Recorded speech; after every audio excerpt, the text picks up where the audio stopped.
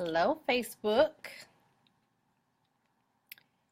Today we are just going to have a candid conversation about minority mental health. July is Minority Mental Health Month. So I'll talk about, what is Minority Mental Health Month? What does it mean? Why do we even have it? We'll talk about some myths related to minority mental health and mental health in general. We'll also talk about some stats related to Native Americans, Asian Americans, um, Latino, Latinas, as well as African Americans. So those are the four subsets that we'll focus on this month. And then I'll also have a call to action for you in which I'm going to seriously ask you to do two things, one for yourself and one for someone else.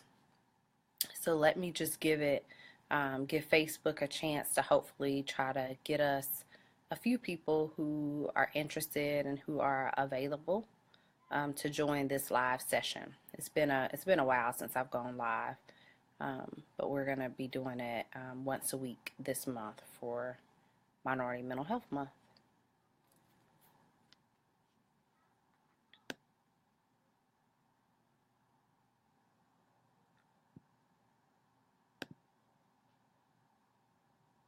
Hey Star, I'm sorry I'm a little late. I took my kid out to ride his bike about an hour ago, and although I told him what time we were going to come back in, um, I was convinced to go a little bit longer, and I didn't have my phone with me, so I'm a little behind, but hopefully some more people will hop on. I'll give it just another minute or so to see who's interested and who's available to hop on, and then we'll go ahead and get started. And hopefully those of you who are interested but weren't available to hop on can at least take advantage of the information and the conversation by replaying it later.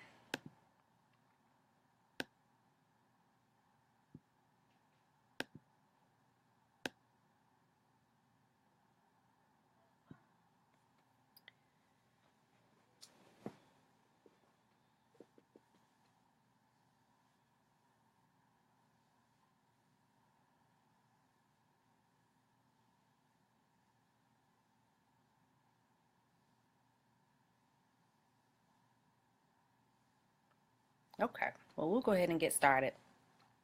So, what is it? Lots of people say, well, I thought the first week in October is focused on National Mental Health Awareness, or there are different weeks that are dedicated to different minority groups to increase our awareness of their mental health and their overall well being. And that's very true. And July is our National Mental Health Awareness Month for minorities, okay? And so there are four subsets of minorities that we really focus on this week, and those are African Americans, Latino, Latinas, as well as Asian Americans and Native Americans. Okay, so those are the four subsets that we focus on. Now, yes, there are other times throughout the year, there are other weeks that are more so dedicated to those different minority groups and their mental health. And yes, there is the month of October in which we also focus on mental health. But July specifically is our National Minority Mental Health Month. Okay. So that's just what it is. Really, the purpose is to bring awareness to minority mental health as a whole, okay? So that we are more likely and feel more confident having these conversations within our circle of friends and within our homes and our workplaces, in our churches and in our communities, okay? So I don't want July to just be washed away just because there are these other months that we have, or there are these other weeks that we have. When I start talking about stats and when I start talking about the facts associated with minority mental health, you'll understand why it doesn't need to be washed away. Okay. We'll also talk about the real life experiences of those who struggle, and you'll understand why we focus on it really at various points throughout the year. I'm unable to see who else has hopped on, but Facebook does say that we have a few viewers. So hello to those of you who have hopped on. So again, why do we have it? Mental illness affects 1 in 5 adults, okay, and 1 in about 10 children in America, okay, and that's according to the Substance Abuse and Mental Health Services Administration. Furthermore, mental illness is also a leading cause of disability, okay. However, about 2/3 of the people who have a mental illness, a diagnosable mental illness, do not seek treatment. Okay, so although it's a leading cause of disability, many people are not seeking treatment for it. Okay, and what's also really important to note is that for minorities, that number is even lower. The likelihood of seeking help is even lower. Okay, so that's why we have it. All right. So we really want to be able to address mental health disparities with minorities when we have National Minority Mental Health Month. Minorities are less likely to receive diagnoses and less likely to seek assistance, okay? And so that leads us to have lots of mental health disparities. And so my question for you all, for the couple of you who are on here is, why would you say minorities are less likely, or why would you say those mental health disparities exist for minorities? So not only are they less, like people tend to say, well, it's because they're less likely to see a mental health professional. That's part of it. I agree. That's definitely part of it. But why else would we say there are these mental health disparities for minorities?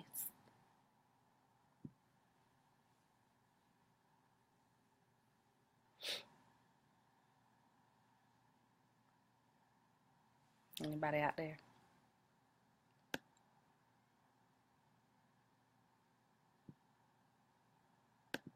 Hey, you got Star comment. That's right. So the stigma attached to it is for sure. We're less likely to seek help partially because of the stigma. We are trained to hold it in. We're not talking about it. And our parents have trained us from the time we were yay big to understand that what happens in this house stays in this house.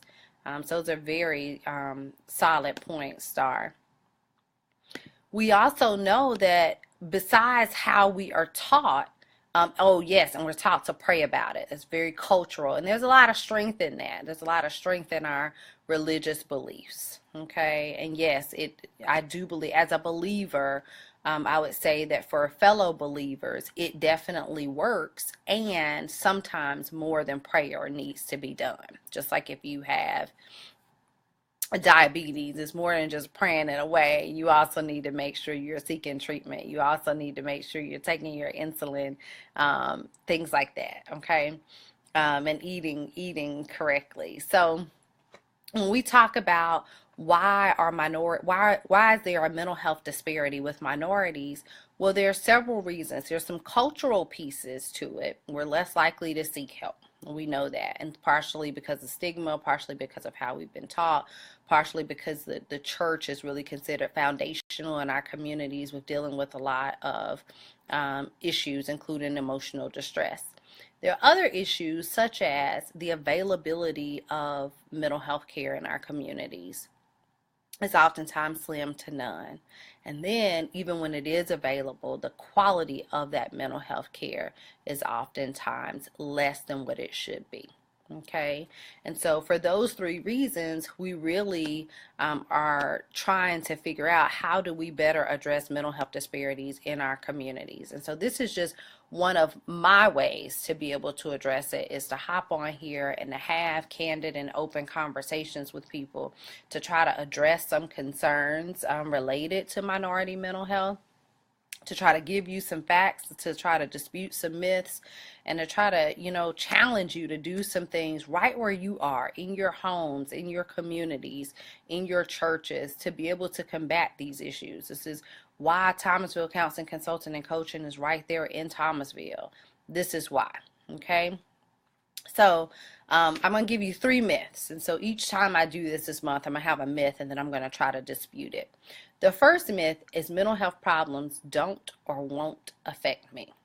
How many times have we heard people say that, Black people, we don't deal with mental health issues, or that's depression, that's a white person's disease. How many times have we heard our family members and our friends really be dismissive of the way that mental health issues impact us? Okay.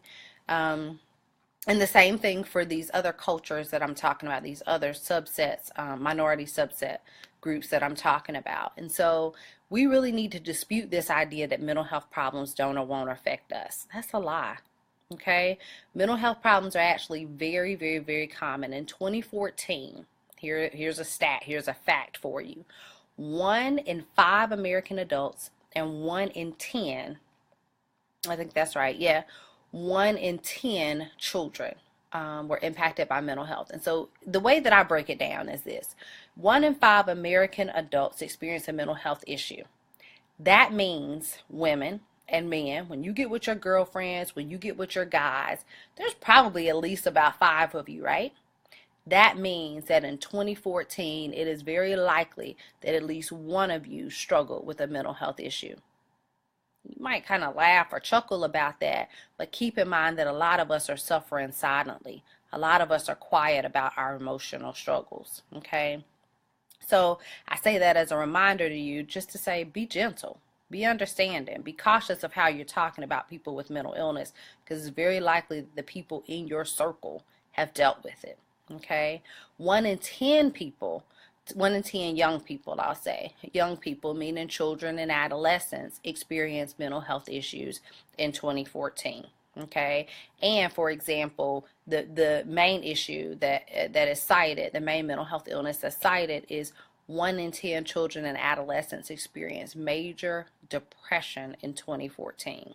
So for my teachers who may get their hands on this video, or for my educators, or for my pediatricians or nurses, people who work with young folks, religious leaders, ministers, community leaders, understand that when you're working with a group of as little as 30 children, at least 3 of them have experienced currently or have experienced a bout with major depression, right? And that's kind of shocking. So I say that to say, be compassionate, be patient, understand that the children that you are working with may actually be performing well academically and or socially, but they may really be struggling with a mental health issue, okay?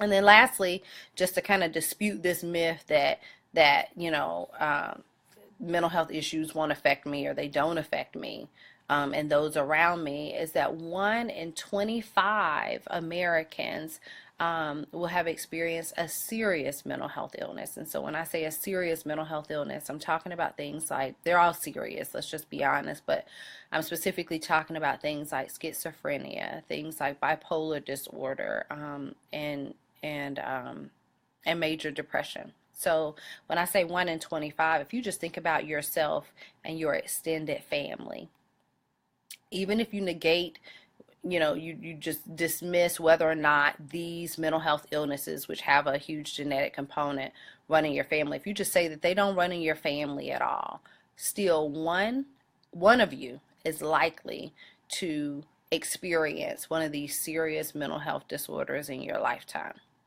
okay? And so I say that just to try to help it hit home for you. This idea that mental illness does not affect me or won't affect me is a lie, okay? It is a myth. It will either impact you directly, or it will impact your friends, your girlfriends, your boys. It will impact the people who you work with. It will impact you or your extended family. It will come close to home, okay? Another myth: they are doing well, so they got to be feeling well. This is one I hear a lot from parents, especially when I used to work in a college counseling center. Well, they're performing so well academically. How can they really be struggling emotionally, or with all these emotional stressors that you're talking about? please understand that just because someone is doing well, just because they are holding down their job, just because they are paying their bills, just because they're showing up as your spouse, as your partner, as a parent, just because they are showing up and carrying out their obligations and doing them very well, might I add, does not mean that they are actually feeling well. It does not mean that they are actually well emotionally. Okay, and so sometimes we equate the two. We equate doing well with feeling well, and those are two different things. Okay, and so that's a huge myth. It also goes with this model minority myth that so many Asian Americans are struggling with. People see them as being really intelligent. They trap them into these stereotypes as being really intelligent, really high performing academically, right? And really just having it made in a lot of ways. And that we talk about them as being this model minority. And we forget the fact that they are human too, and that we're trapping them into these stereotypes. But we also forget that just because they may be doing well, okay, academically and or professionally, it does not mean that they are feeling well. All right, so that's the second myth that I really wanted to dispute. And then the last myth is I can't help them, they got to help themselves. I've heard people, hey Risa, sorry, I'm trying to keep track of who's logging in and who's commenting. Let me hold off on that myth and check comments. We also have the mindset that is for white people. Oh yes, yes, yes. So when we hear people be dismissive about mental health issues and say things like, "Oh, that's that mental illness is not going to impact me," or that's a white person's disease. That's really what we're doing, is we're just saying those illnesses are reserved for white people. And what's really important about that is white people have been seeking treatment. It's been more normalized within their culture than it has been for us. Okay, because of that stigma and because of the cultural pieces that we talked about earlier, Star. Did you say they don't run in your family? No, no, no. Those serious mental illnesses that I'm talking about, schizophrenia, major depression, bipolar disorder, they definitely run in families. But I'm saying even if you say, okay, well, in my family, that does not run in my family, okay? Even if we say it doesn't run in my family, still 1 in 25 family members are likely to experience it within their lifetime. Does that make sense, Star? So even if you take away the genetic piece, say you haven't ever heard of anyone in your family having schizophrenia or major depression or bipolar disorder. There are lots of families where you know of multiple people who have it. But even if you say it doesn't run in my family, 1 in 25 of you, so think extended family, are going to struggle with it at some point. Okay? So hopefully I clarified that. Sorry if that was confusing, Star. Let me know if not. I'm keeping my eye on the comments to see if you have another question.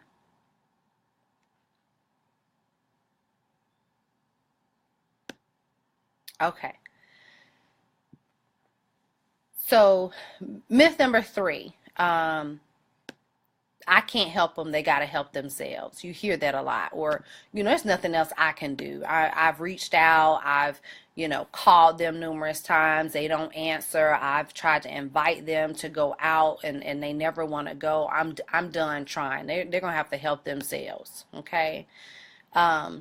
Keep in mind that about 45%, somewhere around there, of adults with a diagnosable mental illness receive treatment. So it's more than half of the adults with a diagnosable mental illness are not seeking treatment. Okay.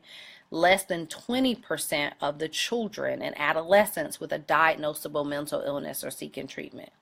That's problematic, especially when I start giving you some of these stats about suicide. Okay.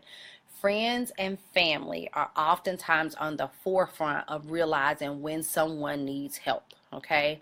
There are several things you can do to help them get that help. One is simply by reaching out and letting them know that you care about them and that you love them. Okay. And no, reaching out one time or reaching out a handful of times may not quite register. Okay. You might have to keep doing it over and over and over again, and that's okay. Be persistent. Okay.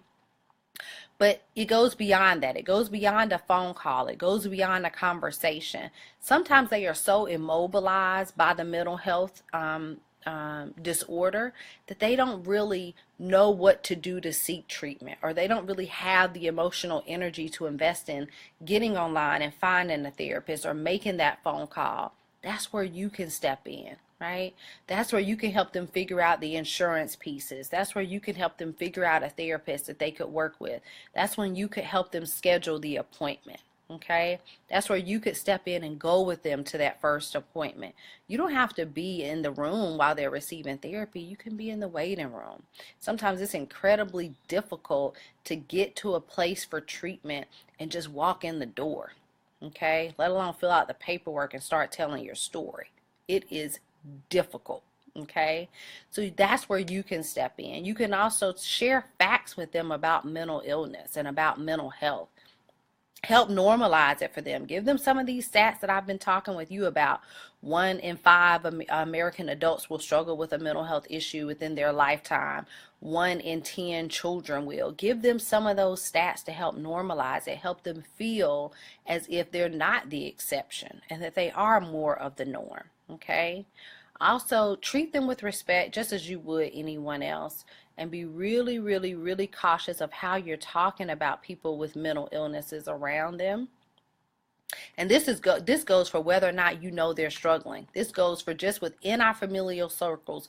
Within our friendship, our friend groups, we have to be really careful about how we're talking about mental illness, because sometimes, I say this all the time, we are closing the door before we ever even open it. When you start talking about people being crazy and off, and we don't do that, we don't struggle that way, you close the door before you ever even open it for someone to confide in you. Okay. And then refuse to define them by their mental illness. Okay. Refuse to define them. You're welcome, Star.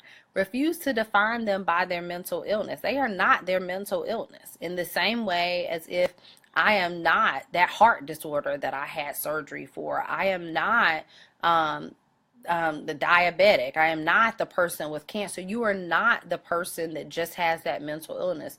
You're still the whole person. They're still the person that you've always known and loved. Okay. So that's just some of the myths that we really need to dispute. We really need to dispute that mental illness won't hit home for us. We really need to dispute this idea that if someone is doing well, they have to be feeling well. And then lastly, we really need to dispute this idea that we can't help people who are struggling with mental illness and that they just have to help themselves. Okay. So hopefully we're doing good so far. Okay, so now I just want to provide you with some stats. Hopefully you remember the 4 subsets of minorities that I told you we're going to focus on this month. So Asian Americans, American Indian or Alaskan Natives, African Americans, and Latinas. Okay, so those are the groups that we're going to focus on. And so I'm just going to give you some stats that I think are pretty shocking. And each week I'll give you different ones. And then I'm going to have a call to action and make sure I open it up for questions as well. If you have a question, by all means, don't wait until I'm at the end. Just fire it off, and I'm keeping my eyes on your comments. So Asian American college students are far more likely to experience suicidal thoughts than their white counterparts. So that goes against this. If they're doing well, they have to be feeling well, right? That model minority myth that we talked about. So among females from all racial backgrounds between the ages of 65 and 84, so even if you think beyond the model minority myth with college students, and we jump up to older Asian American females, ages 65 to 84, Asian Americans have the highest suicide rate. So I'm going to read that stat again. Asian American college students are far more likely to experience suicidal thoughts than their white counterparts. Among females from all racial backgrounds between the ages of 65 and 84, Asian Americans have the highest suicide rate. American Indian or Alaskan Native women ages 15 to 24 have the highest suicide rate compared to all racial groups. That one's a stunner. In 2014, suicide was the second leading cause of death for American Indian, Alaskan Natives between the ages of 10 and 34. So as young as 10. And then listen to this one. Also in 2014, suicide was the leading cause of death for American Indian, Alaskan Native girls between the ages of 10 and 14. So these are babies. To me, these are babies. Little girls 10 to 14. Their leading cause of death is suicide. The death rate for suicide for African American men. So this is for all my people who say we don't do that. The death rate for suicide for African American men was more than 4 times greater than the rate for African American women. Okay? So, and that's partially because our African American men and men in general tend to use more lethal means to die by suicide. Okay? I know. Wow, Star. That's what I'm thinking. Hey, Will, I didn't realize you were on here. Yeah, wow. That's what I'm thinking as well. Now, there is a little bit of truth to when we hear people say things like, well, we don't do that for black people, okay, when they're talking about suicide. Because although I just said the death rate for suicide for African American men is 4 times that than it is for African American women, the suicide rate for African Americans as a whole is 70% lower than that of the non-Hispanic white population. Now, I smile about that second piece because although there's the stigma, although there's less access to care, although poverty is a huge stressor, right? There's something to say about the way that we are seeking help and the way that we are coping. Because if our black men are 4 times more likely to die by suicide, and that one hurts, that's a stinger, that one hurts. We as a whole, African Americans as a whole, are 70% less likely to die by suicide than the non-Hispanic white population. Okay? So that goes to show that as a whole, there's some way that we're coping that's working. Okay? But we got to keep our eye on our black men. The death rate from suicide for Hispanic men is very similar, right? It's actually the same.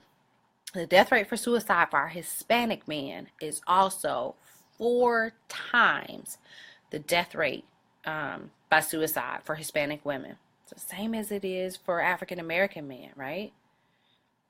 However, the suicide rate for Hispanics is half that of the non-Hispanic white population. So that brings in, I'm all about intersections of like gender and race and ethnicity and education and looking at how those things play into one another.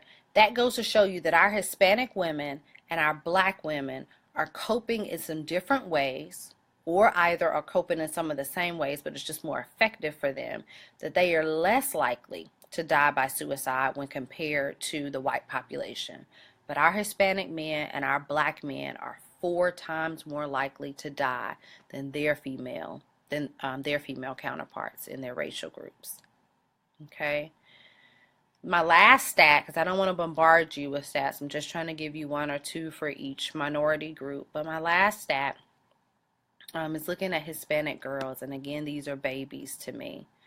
Suicide attempts for Hispanic girls, grades 9 through 12, are 50% higher than for white girls in the same age group. That stat was in 2015. So teachers, parents, school counselors, principals, administrators, pediatricians, community leaders, volunteers know that it is very common that when you are working in these classrooms, when you are working in your schools and communities, you are coming face to face, whether you know it or not, with babies, with children who are seriously contemplating taking their lives by suicide, have already attempted to take their lives by suicide, okay? To die by suicide is the better way to say that. Or are affected by someone who has died by suicide that's their age, okay? Let me look back so I can just see Sarah's comments. Sarah, tell me, which one are you talking about? What group are you talking about for the attempt but not successful?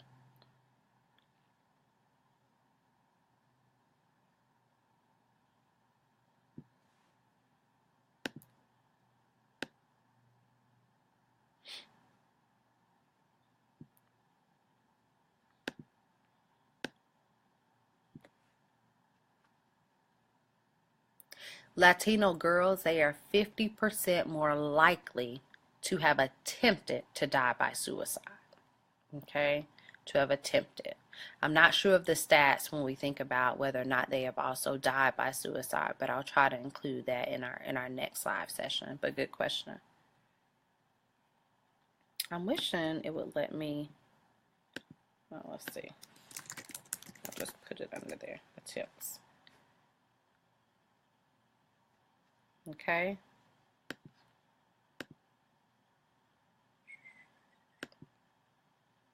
Okay. So, because of these stats, right, and because of, if you've ever known anyone who's struggling with a mental illness and you hear about their personal experience or you get to walk alongside them on that journey, it's an incredibly difficult journey. It is an incredibly humbling journey. It is, it's also incredibly rewarding when you see them come out on the other side. Okay. But because of these personal experiences and because of these stats, I was sitting there thinking, what can I do to help it hit home, right? Some of you on here, or some of you who may look at this later, you may have a family member who struggled, so it may already hit home for you. You may have struggled yourself, so it may hit home for you. You may have worked with a child who is struggling or has struggled, so it may hit home for you. But some of us, it seems a little bit too abstract. Yeah, we're giving stats. Yes, we're talking about myths, but it's not connecting for you on a personal level. And so I'm going to give you some people, and I'm keeping it to celebrities, right? Celebrities who have made their struggle with mental illness known. Okay. And so I'm just going to tell you just some of the celebrities across these racial groups, okay, that I've talked about, across only the minority racial groups, who have struggled and what they've struggled with. And then each week I'll try to do that as well. Okay. So Halle Berry, a woman that many people think, is very beautiful and successful. Well, she struggled and has actually attempted to die by suicide. Fantasia has attempted to die by suicide. Michelle Williams from the last Destiny's Child group struggled with depression. Eva Longoria also struggled with depression. Serena Williams struggled with depression. Christian Chavez struggled with depression as well as a suicide attempt. Don Cornelius, the beloved Don Cornelius, actually died by suicide. Jennifer Lewis, a very famous African American female actress, has struggled with bipolar disorder and talks about how she struggles every day.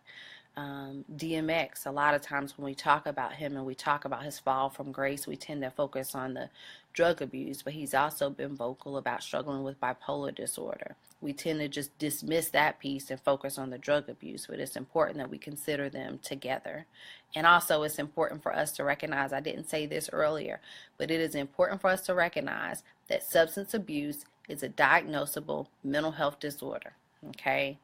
So when you start thinking about blaming people, it's important that we remember that. And I know substance abuse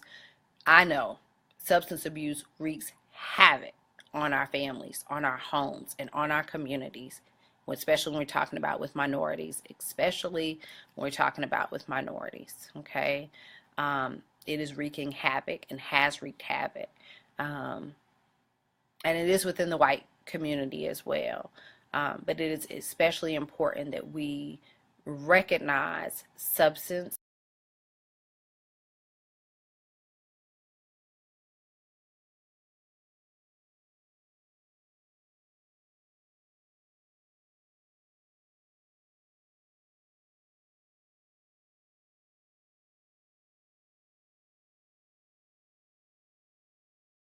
Uh-oh. Okay, hopefully I didn't lose anyone. It said I was trying to reconnect.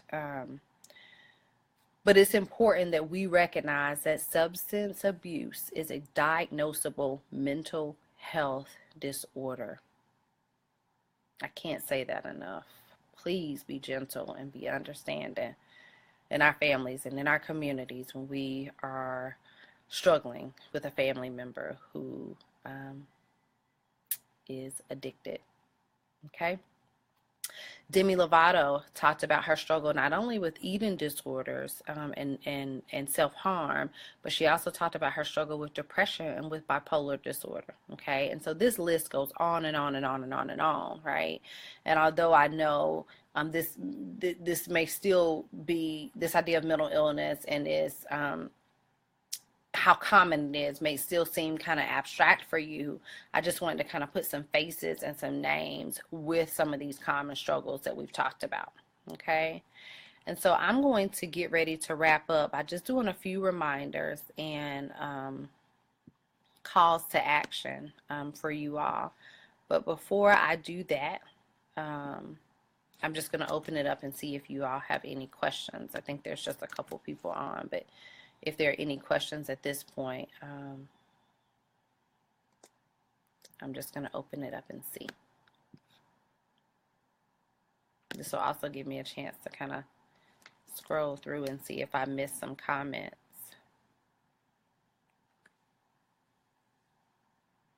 Okay, so do you know if these issues are directly linked to home environment, especially substance abuse? I know of families with numerous members that are addicted to various things like drugs and sex, etc.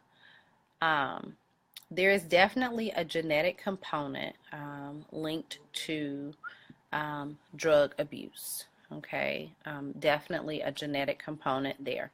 Okay, just like it is with some of those serious mental health disorders that I was talking about, like depression and schizophrenia and bipolar disorder. Sex addiction works similarly when we think about some of the brain chemistry pieces, but I'm not so certain as to say whether or not that will run in families. Okay, but drug abuse, yes. The other part of your question, are these issues directly linked to home environments? To some degree, yes. And there are lots of environmental factors that impact them. So home environment is one piece of it, okay? But there's also the genetic piece, okay? There's also, what would be the best way to say it? When we're thinking about environments, it's not just what's happening within the home itself, but it's what's happening in the school environment. It's what's happening in the community. And then the other piece that's really big there, Star, is stressors. What other stressors? So, for example, you can look at a family and you can look at, you can look at generationally lots of people who have been addicted to drugs, right? But then you can also see members of the family who just weren't addicted to drugs. Well, some of that you can tie to other environmental factors or other people. This is when we start talking about how people can really play a difference. Other people, other influencers in their lives that could have made the difference for them. I'm thinking maybe abuse from family members, lack of parents. Those are definitely stressors. Those are definitely what we would call risk factors that play a role with individuals being addicted to substances and individuals just being impacted by mental illness in general. Okay. Thank you, Star, so much for all of your questions. I really appreciate it. I like for it to be as interactive as possible. So this is great that you are asking questions, and it helps me to think about different things to include in future sessions. So I posted a comment earlier just a few minutes ago, and it's, if most people would really sit with themselves and really be honest with themselves, they will recognize that they too have struggled with mental illness. If you really were to sit with yourself and look back over your life and think about different periods in which you have struggled, you too might realize that you've also struggled with mental illness. Okay. Just another reminder is, oh, you're welcome, Star. Just another reminder is just because someone is doing well does not mean that they are feeling well. So please do not let someone's accolades, please do not let someone's physical appearance, please do not let someone's degrees, please do not let your image of someone, your perception of someone trick you in to thinking that that person is also feeling well. Those two are not equivalent. Feeling well and doing well are not equivalent. Okay. And then my last comment that I'm going to post, actually, I'll hold off on that comment. I actually have a couple more, but my last comment is going to be the National Suicide Prevention Hotline number. So I will provide that in just a minute. But before I do that, I just have a few reminders for you to keep in mind when you're thinking about mental illness. You do not have to bear. So this is for, my two people who are listening now, as well as anyone who listens later. Please know that you do not have to bear your family's burdens and your own. Please know that you do not have to bear your family's burdens and your own. You do not have to be a constant source of strength. You do not have to have it all together. You do not need to be unshakable and unbreakable. And you do not have to always be okay. It is okay to not be okay. We've got to stop confusing this doing well with feeling well. You can still be functioning well in your job and in your home and in your roles, but be struggling emotionally. And that is okay to recognize, okay? Many people are lying to themselves, and we are lying to each other when we tell ourselves and when we tell each other that we are okay when we really know that we are not okay. It's hard for me to understand why we continue to engage in this behavior and why we continue to normalize it. It's okay to be broken. It's okay to fall apart. It's okay to tell someone about it and to seek help.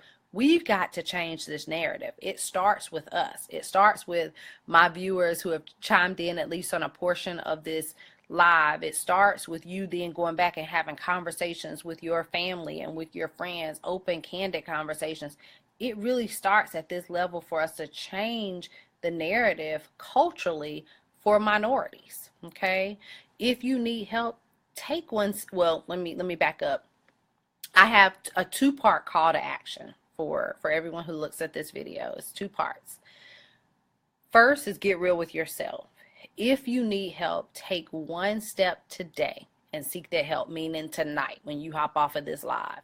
Take one step and seek help. Okay, or when you look at the video at a later date, take one step and seek help. That might mean looking at seeing a therapist. That might mean reaching out to a spiritual leader. That might mean confiding in your partner or your friend about something that you've been dealing with, but seek help. Okay, that's my first call to action, is to be real with yourself and to seek help should you need it. Okay, my second call to action is this.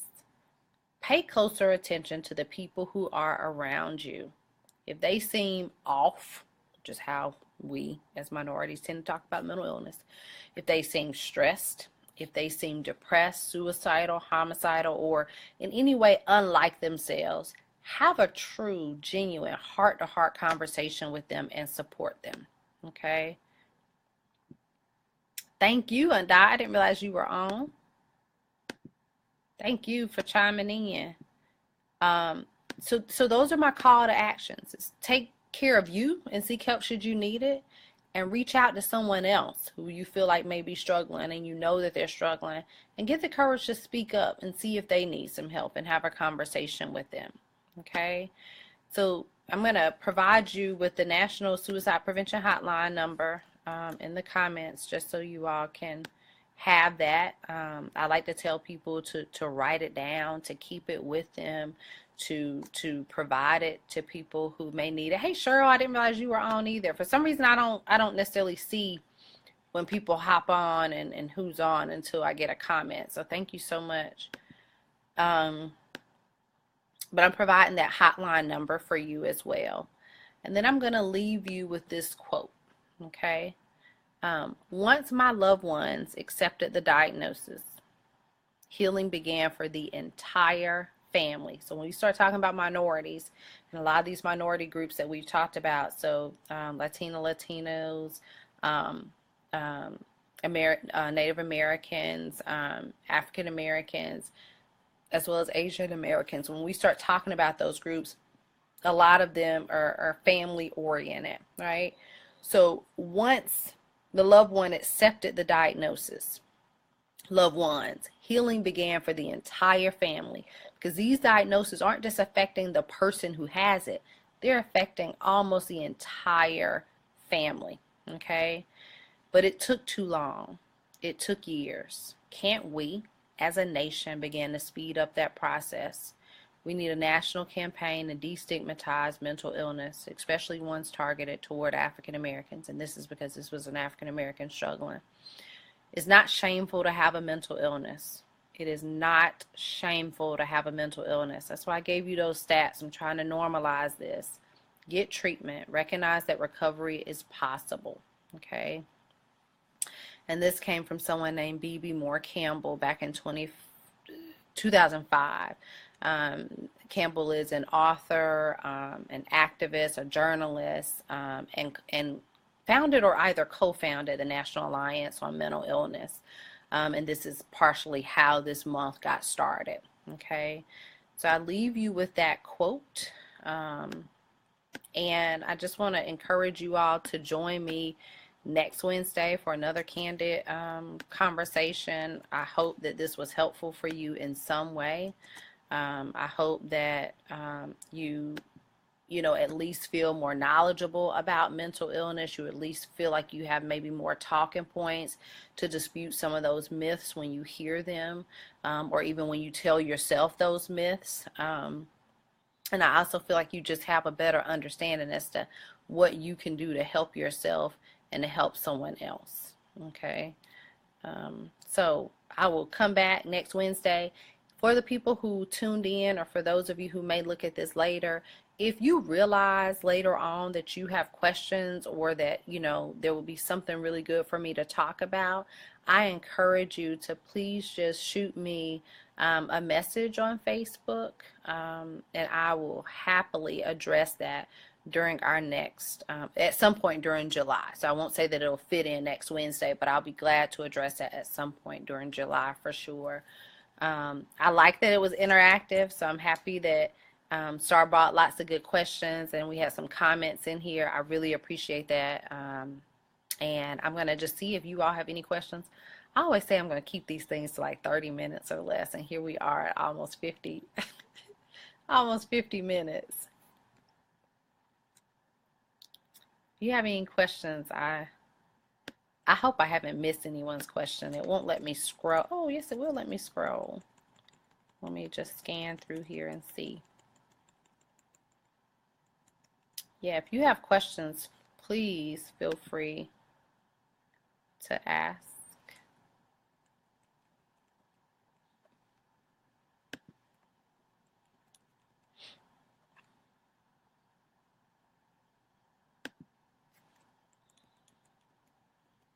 Thank you to those of you who joined. I really appreciate it.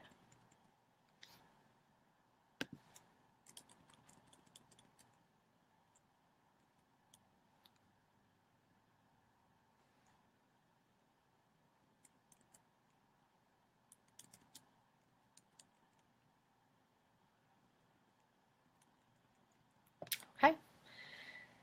So I leave you with my call to action, which is be real with yourself and recognize if you need help.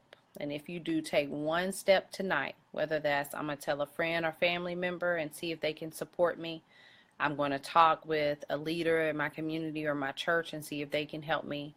And or I'm actually going to seek assistance from a mental health professional. That's my first step. Take care of you first. My next call to action is pay closer attention to those who are around you. And if you notice that there's someone around you who you think is struggling, trust your gut, okay, and have a heart-to-heart conversation with them tonight, okay? So those are my call to actions. Thank you all so much. Take care of yourselves, and I'll be back on next Wednesday. Please feel free to share this with someone who you feel like may benefit. And if you don't share the video, just feel free to share some of the information or clarity that you gain from tuning in. Take care, y'all.